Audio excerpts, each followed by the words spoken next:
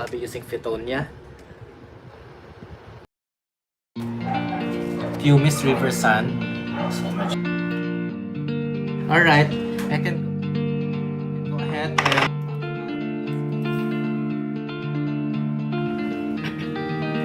it's up to you kung gaano kataas. Depende na sa enclosure natin.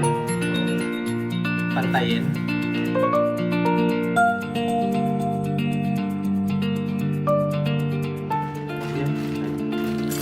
False spot. So,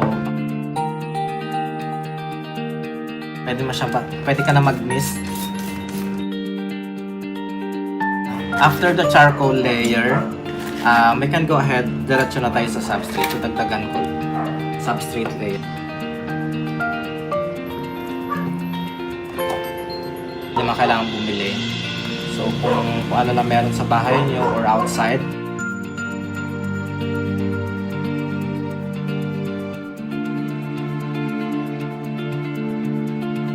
so you can comment anytime if ka lang. And then don't forget to mist.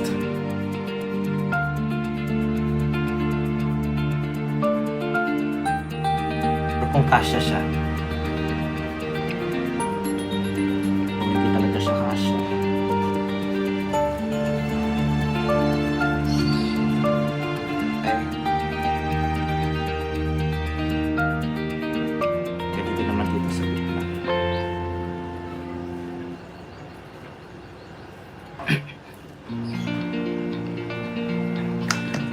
Focus ko lang siguro yung Fittonia, makikita mo siya hindi nakadikit sa lupa yung roots.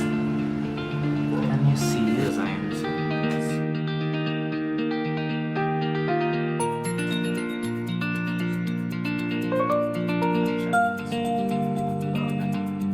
Okay lang din naman.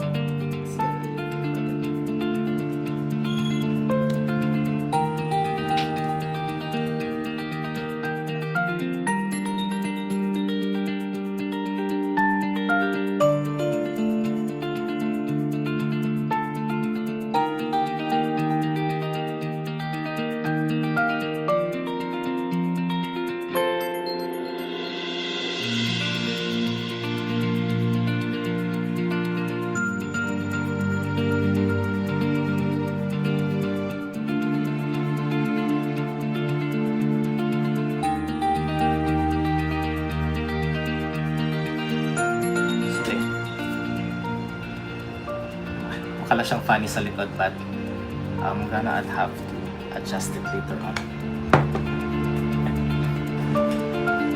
I normally make a native terrarium, pero for this one, I'm making a themed terrarium. So, as you can see, all pink, red colors. So, I'm gonna call this one, ano ba? Pink Ranger. Pink Ranger. Okay, pwede. I will start making themed terrarium soon. So this one, super cute. I think super cute na siya. And for this one, gagamit ako ng syringe for me to water kasi Fittonias and etong Crypthantus baka medyo ano sila with water, so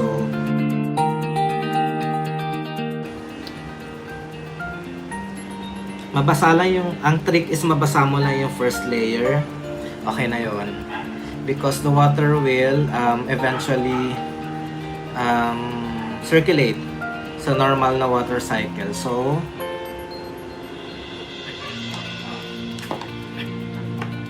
ito yung top view. Hirap. It's all pretty pink.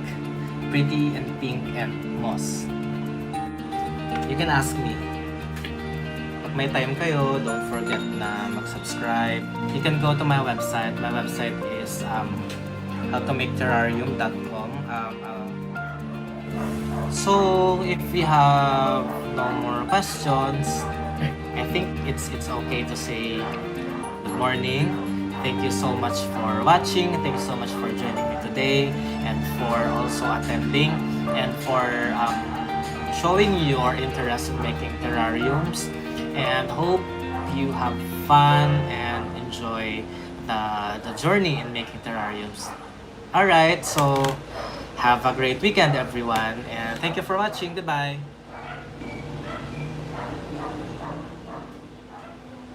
Hindi na ako marunong mag-stop.